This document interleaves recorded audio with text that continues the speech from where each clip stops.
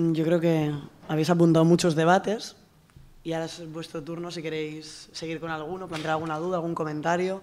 Por las características de la sala no vamos a utilizar ningún micrófono inalámbrico porque no, a no ser que realmente alguien lo necesite.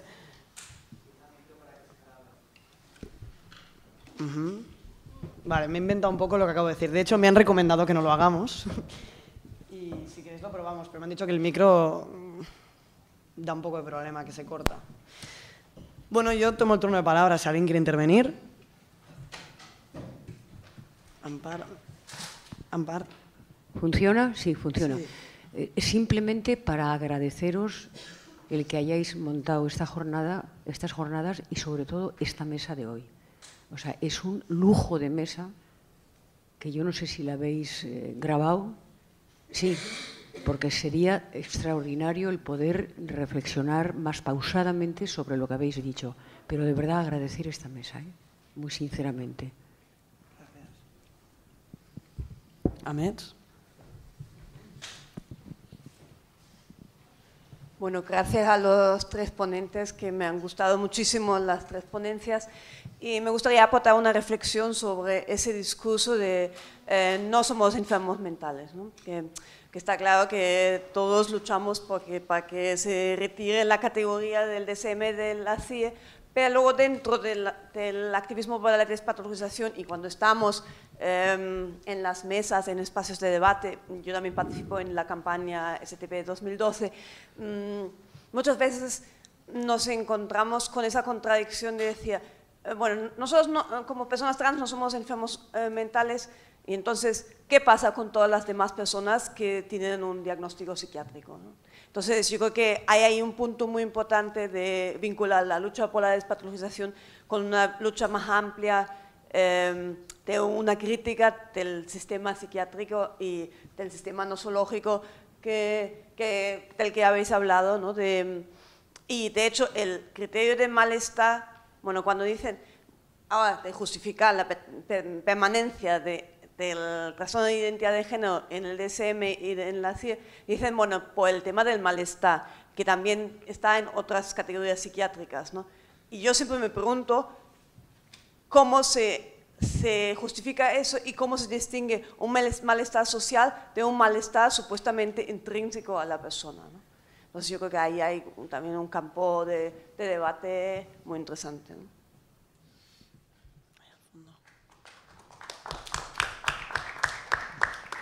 Hola, buen día. Yo quería hacer referencia, de alguna manera, bueno, hablo en castellano, a la primera ponencia, ¿no? Y sobre todo me ha parecido muy interesante la segunda parte en la que has hecho una autocrítica, ¿no? De qué forma las personas, los investigadores que nos acercamos a la cuestión trans, encontramos a veces pues estas tensiones que también hablaba el segundo ponente, o esta desconfianza, etcétera, etcétera. Entonces, lo que a mí me ha faltado, de alguna forma, es el siguiente paso, ¿no? Me ha gustado cómo lo has planteado. Entonces, ¿cómo podemos aproximarnos, ¿no? Desde este punto de vista, y cuáles serían esas líneas para romper precisamente esas tensiones, ¿no? Es un poco incidir en esta cuestión, ¿no? ¿Cómo podríamos romper estas tensiones, no sé, estos puntos?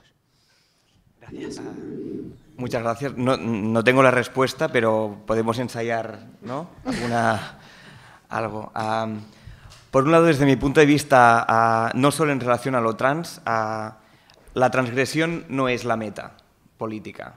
Para mí la transgresión es una consecuencia de que tu proyecto político no es realizable en el entorno actual y, por lo tanto, para llevarlo a cabo puedes o no transgredir. Pero en el momento que ponemos la transgresión, en ese caso de género, como el horizonte de por sí, a mí me parece que caemos en ese tipo de planteamientos en que transgredir para qué, y en el caso de lo trans nos lleva a eso, como nos aproximamos a lo trans porque nos resulta transgresor, las personas trans que no nos parecen transgresoras parecen ser, ¿no?, a nuestro enemigo, y es lo que acaban siendo, ¿no? Por lo tanto, yo diría que una dimensión es qué papel ponemos a la transgresión en nuestro proyecto político. Y en segundo lugar, está el tema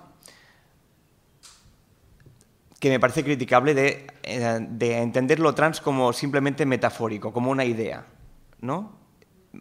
Olvidando y no teniendo en cuenta toda la vertiente material de opresión, de lo que implica el cambio corporal, etcétera, etcétera, ¿no? Y me parece que una buena forma para situarnos en ese tema es entender lo trans en todas sus dimensiones y no solo como una idea transgresora que nos parece motivadora.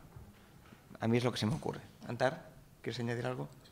Bueno, a lo mejor apuntar la importancia también de revisar las herramientas y los recursos con que se estudia, con que se habla de lo trans, de la transgresión, de las identidades no normativas, que a menudo tienen este dejo de colonización de la experiencia, ¿no? Pareciera ser que la persona que se ha hecho una tesis o que se ha leído mucho, o sea, pareciera que entonces puede decir algo con cierta autoridad que es más importante, que tiene más peso que la experiencia de la gente. Yo creo que es un problema importante que hay que también plantear, ¿no? Como ese imperialismo, digamos, teórico, intelectual, en el que es fácil caer. No sé. ¿Vas a darle algo tú? Sí, está llegando el micro. No, a mí lo que pasa con esto de la transgresión, yo creo que también quizás el asunto es de equilibrios, ¿no? Porque hace un tiempo, en cambio, en el movimiento trans, precisamente quien no se acomodaba al trans verdadero, es decir, que no cumplía aquello que el DSM, etcétera, etcétera, decía, es el que era discriminado. Y entonces, quien se atrevía a decir eso de quedarse en lo trans como estadio, ¿no?, permanente para quedarte y no pasar de un género a otro, es decir, que la finalidad sea acomodarse al otro género, era visto como una especie, bueno, y aún hoy en día hay unas críticas del recopón dentro del propio movimiento y unas discusiones sobre todo esto, ¿no? Entonces, claro, yo los peligros que Antar y Gerard habéis comentado me parecen, como siempre, además a Antar no te conocía, pero a Gerard sí, es como que siempre va un paso adelante, ¿no? Y va marcando cosas que me parecen súper interesantes de plantearse que eso también se está dando y se puede dar, ¿no? El hacer de lo trans una cosa metafórica, transgresora y por lo tanto un capricho a la que ahora nos apuntamos todos. Creo que ese es un problema real. Pero que tengamos también en cuenta que venimos justo, o que eso convive con lo contrario también, ¿no? Y entonces que quizás el problema sea ese, ¿no?, el equilibrio. Y en ese sentido, el papel de la transgresión en el proyecto político creo que es una reflexión súper interesante. Desde mi punto de vista, la transgresión puede ser un instrumento político, buscado conscientemente, pero creo que los movimientos, cuando utilizamos eso como, ¿no?, como instrumento, tenemos que pensar también las consecuencias que tiene, qué relación tiene con el convencimiento de todo el mundo, qué está excluyendo o por el contrario, qué está incluyendo, por el contrario, si está excluyendo a gente que no se siente así. Es decir, que yo creo que ciertamente en los momentos en los que estamos es un tema de mucho interés, porque es cierto que en temas de sexualidad, de género, de identidad, muchas veces lo políticamente correcto pesa de tal forma que los prejuicios no salen sobre estos asuntos, sino es a veces con acciones transgresoras, ¿no? Es decir, con algo que sorprende y que obliga a todo el mundo a decir, uy, a ver qué pienso yo ante eso. Es decir, que creo que son temas de debate que habéis abierto así, que parecen una cosa como ligera, pero que tienen mucho trasfondo para el movimiento, ¿no? Wow. Mira, hacemos el triángulo este.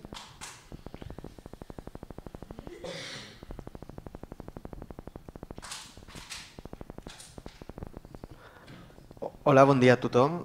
Moltes gràcies als tres ponents que han dit coses molt interessants i com provocadores, no? M'han despertat reflexions que volia compartir. Primer de tot, una reflexió que no sé, és una mica desarticulada, no? Però el tema de la patologització del patiment, o sigui, quan parlaves, Gerard, em feia pensar, però és que de patiments n'hi ha molts, no vull comparar ni homologar els diferents tipus de patiments, però si ens posem a pensar en els patiments contemporanis, per exemple, o sigui, per aterrar-ho super ara mateix, no? En plan, el patiment que ens genera la crisi a tothom, val? O sigui, un patiment econòmic, vale? Però és com si ens posem la lògica del patiment, hem d'anar ara a fer diagnosi dels patiments, dels diferents tipus de patiments i fer intervencions quirúrgiques sobre això o què? O sigui, és com una reflexió una mica desarticulada, o sigui, no sé si m'has de contestar o no, però vull dir, qui serà el tribunal que dirà aquest patiment és intervenible quirúrgicament, no? Quina part del cos ens modificarem o què hem de fer, no? També en la perspectiva que deia el Jordi, no?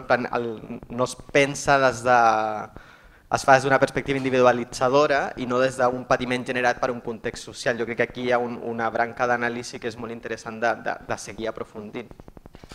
No faig cap pregunta, o sigui, és una reflexió així desarticulada.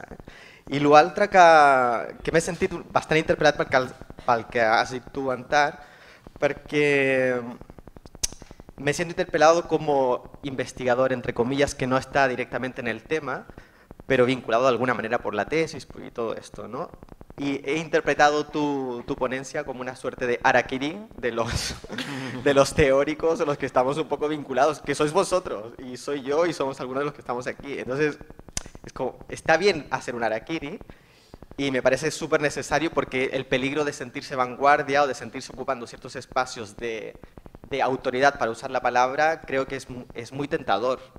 Es muy tentador para algunas personas ocupar estos espacios de poder de utilizar la palabra, ¿no? Y de sentenciar de alguna manera lo que hay que decir. Me parece muy útil. Pero también me despierta duda, no lo tengo claro, no sé si quieres comentar algo, pero es como, creo que la lucha por estos derechos, la lucha por estas,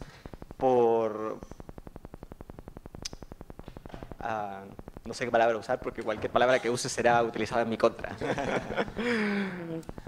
La diré igual, ¿no? ¿Vale? La lucha por la aceptación, por ejemplo, de la realidad trans y no sé qué, la normalización, estas palabras que no me gustan nada. Creo que tiene que ser en diferentes frentes. Hay una lucha terminológica que según qué perspectivas parece tonta o pérdida de tiempo, pero es necesaria también. Hay una lucha que se hace a nivel terminológico. Hay otra lucha que se hace con el cuerpo, en la calle, directamente, ¿no? Y hay otra lucha que quizá no es nada transgresora y que se hace desde una vida normalizada según los estándares, no sé qué. Hay diferentes como niveles, hay diferentes estrategias y creo que todas ellas contribuyen de alguna manera. Es muy discutible, ¿no? Según qué posición tenga cada uno, pero creo que de alguna manera es como, bueno, vamos dando pasitos que suman.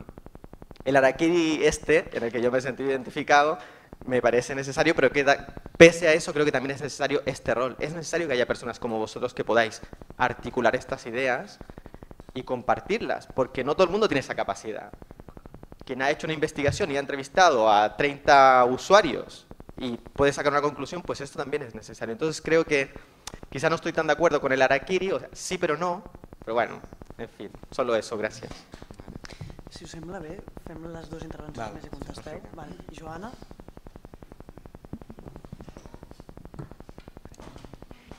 Hola, a mí me ha parecido una... Sí, a mí una de las cuestiones que ha mencionado Jordi me ha parecido muy interesante, ¿no? Que una de las razones por las cuales la sociedad considera la transexualidad una enfermedad es que no quiere reconocer que realmente es la sociedad la que está enferma y no la persona transexual. Porque la transexualidad en sí no es ninguna enfermedad, lo que causa todo el sufrimiento a la persona de transexualidad es la aversión, incluso odio irracional, que siente el resto de la sociedad no transexual hacia ella, que esto se llama transfobia. Ahí está el problema, ¿no?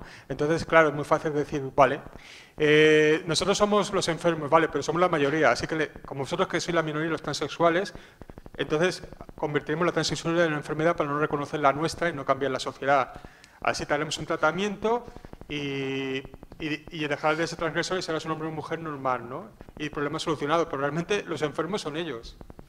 Y por ejemplo, cuando vas por la calle y alguien se mete contigo, un grupo de chavales se meten contigo, como si hubieran visto un monstruo, te das cuenta que realmente ellos son los enfermos, porque además te están odiando, ¿no? Tienen un problema, ¿no?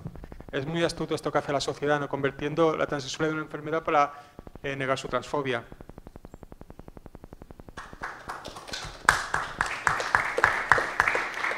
Aquí davant.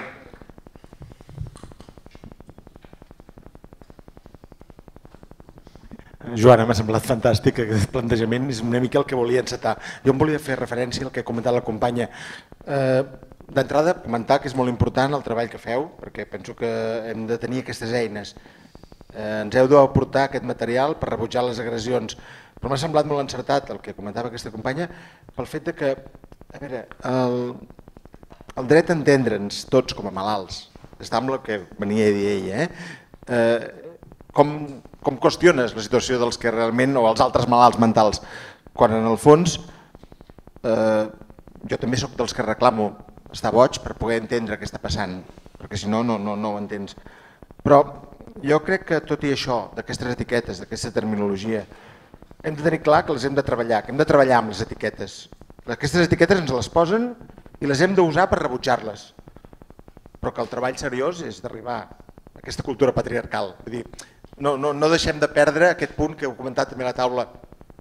Estem fent un treball puntual, però que ara hem de posar-nos en aquesta situació. No podem anar per tot perquè també ens enganxaran amb tot, però sí que és molt important tenir clar que no ens hem de quedar amb això, que realment el problema és la societat patriarcal que el que vol és que vol ofegar-nos. Voleu contestar? Jordi? No. Sí, no. Esperem a següent torn. Bé, jo també, en relació a aquestes últimes intervencions que s'acaben de fer, m'agradaria també afegir-me en la necessitat de destacar que ja que ens trobem aquí per qüestionar la inclusió o no inclusió de la transsexualitat o de totes aquestes categories amb què van jugant aquestes organitzacions internacionals de l'Otrans en els manuals classificatoris dels trastorns mentals, també aprofitéssim per fer un exercici més vast de crítica a tot aquest esforç patologitzador dels mateixos grans manuals dels trastorns mentals, és a dir, que anéssim cap a d'altres trastorns, que aprofitéssim aquesta crítica per estendre-la a molts d'altres àmbits dins d'aquest àmbit del que seria el treball com l'OMS o l'Organització Nord-Americana de Psiquiatria. Què vull dir amb això? Que quin és el perill del DSM? Que d'una banda entrar dins que la teva condició, que la teva problemàtica estigui dins el DSM, d'una banda patologitza la teva condició, estigmatitza la persona. Avui en dia, amb l'autoritat que se li confereix a la psiquiatria, no hi ha res més estigmatitzant que siguis considerat com un trastornat mental. Però és que en segon lloc, i crec que és una cosa tan o més important que la primera, que és que el DSM individualitza moltes problemàtiques que tenen un origen molt més complex, moltes problemàtiques que tenen un origen molt més social. Com a cas paradigmàtic, no sé si algú de vosaltres ha llegit alguna vegada el DSM, tenim el trastorn antisocial de la personalitat. El trastorn antisocial de la personalitat, ara no recordo els criteris diagnòstics, però em sembla que em posa com 8 o 9 criteris diagnòstics. Si féssim cas al que ens diu del trastorn antisocial de la personalitat, la gran majoria de persones del moviment 15M serien també uns trastornats mentals. I si els hi féssim cas, clar, aquestes persones el que haurien de fer és anar al psiquiatre i no haurien de posar en cap moment en dubte la societat en la qual estem vivint i que estem patint. Bàsicament seria això, és el perill d'aquesta individualització de moltes problemàtiques que són d'un altre origen, en aquest cas un origen social.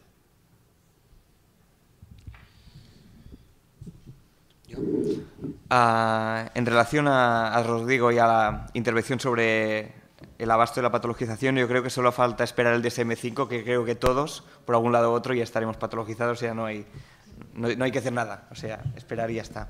En relación al harakiri, yo creo que a mí me ha parecido interesante hacer esta autocrítica en un contexto en el que presupongo que hay una base común de sensibilidad feminista, de compromiso contra por la lucha contra el sexismo y un consenso en relación a las críticas a la patologización. Por lo tanto, como había la opción de decir lo que ya sabíamos o tratar de, en un contexto en que nos sentimos a gusto y compartiendo unos aspectos básicos, entrar a hacer una autocrítica en un comité de este tipo, ¿no? O sea, yo creo que lo que yo he dicho no me parece ni lo más importante ni lo más urgente en relación a la transexualidad que diría en otros contextos, ¿no? Pero en este contexto me ha parecido que sí que podía ser interesante que pudiéramos hacer una vuelta a nuestra reflexión en relación a este tema. Bueno, y compartiendo un poco y siguiendo el comentario de Gerard. Creo que efectivamente yo también he querido poner sobre todo tensiones, tampoco las tengo claras y sé que este harakiri es problemático para mi propia posición, pero sin embargo creo que es bueno en estos espacios mirar estas tensiones y airearlas y charlarlas. Creo que también si la lucha está en diferentes planos y en diferentes lugares, un plano importante y que nos compete principalmente a quienes hacemos investigación al respecto, por ejemplo, o activismo hasta cierto punto, es evaluar más allá del tema trans en particular, es evaluar cómo se distribuye la autoridad para decir cosas. Es decir, creo que ese es un plano de lucha también, el hecho de pensar cómo nos aproximamos, qué voces están legitimadas o no, desde qué ámbitos esas voces, cómo llegan a decir lo que dicen, si escuchando o no escuchando. Es decir, yo creo que ese es un tema en el que las posiciones, por ejemplo, de quien investiga o de quien hace activismo, es un tema que se debería plantear y también es uno de los múltiples focos de lucha y me parece interesante también tenerlo en cuenta.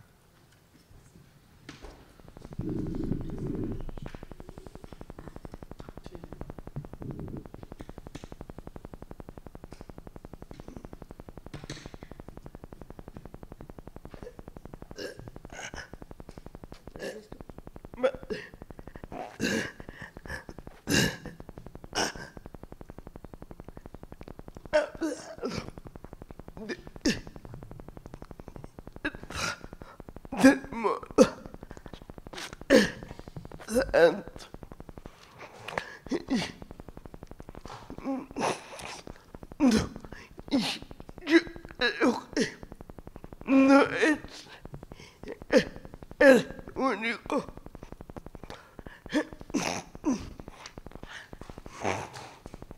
No es el único que está de moda, sino que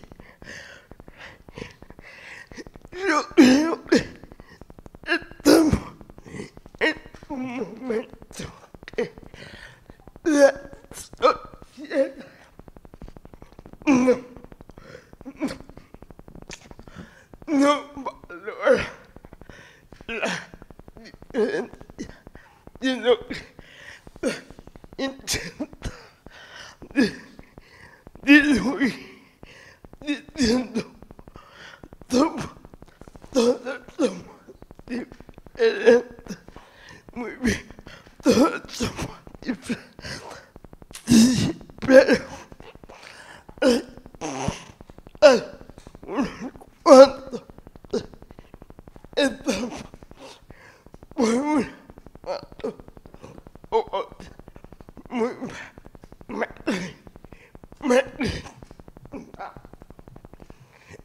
Entonces, la imaginación es lo que provoca todo el malestar.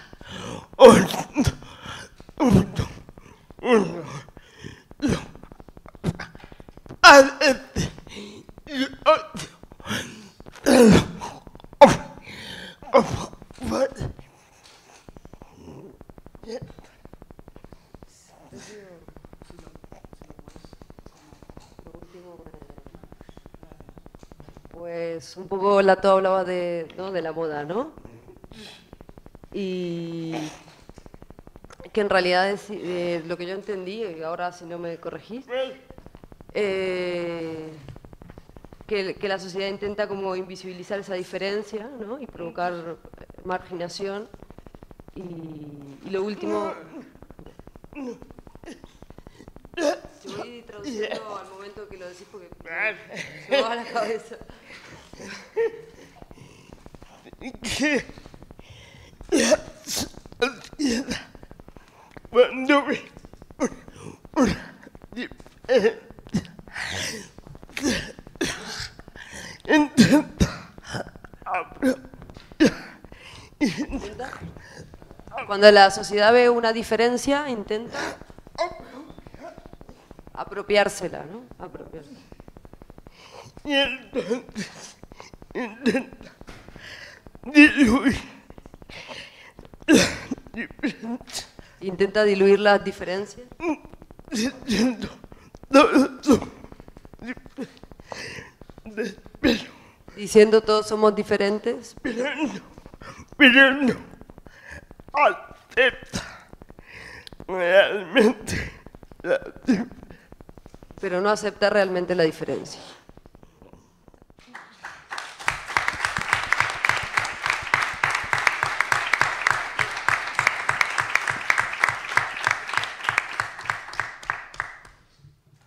Bueno, ¿había alguien más por aquí? ¿Alguna otro comentario? Sí. Un comentario sobre el tema del harakiri que me parece muy interesante, ¿no? Que surja eso, y además que, bueno, ese término, ¿no? Que podemos casi describirlo como irónico, ¿no? O autoirónico. Cuando yo empecé con el tema de la tesis y que, bueno, como persona trans, como activista trans, bueno, quiero trabajar sobre los mismos temas que más me ocupan, pero de repente me di cuenta que no podía ocupar un lugar de investigador sobre un tema que implicaba tanto. Entonces eso me llevó como una reflexión y la necesidad de pensar sobre ese tema de la ética, de la reflexión sobre la posición investigadora, de qué lugar ocupa y de todos esos temas que acá también nombraste, ¿no? Y bueno, la gran suerte es que, bueno, que hay como varias décadas de reflexión teórica sobre eso, desde diferentes posiciones teóricas sobre el tema de la reflexividad, sobre el tema de la ética investigadora, y eso, ahí hay ya mucho campo recorrido, ¿no? Y es interesante reflexionar justo en un campo que estamos tan involucrados, ¿no? Como es el tema trans.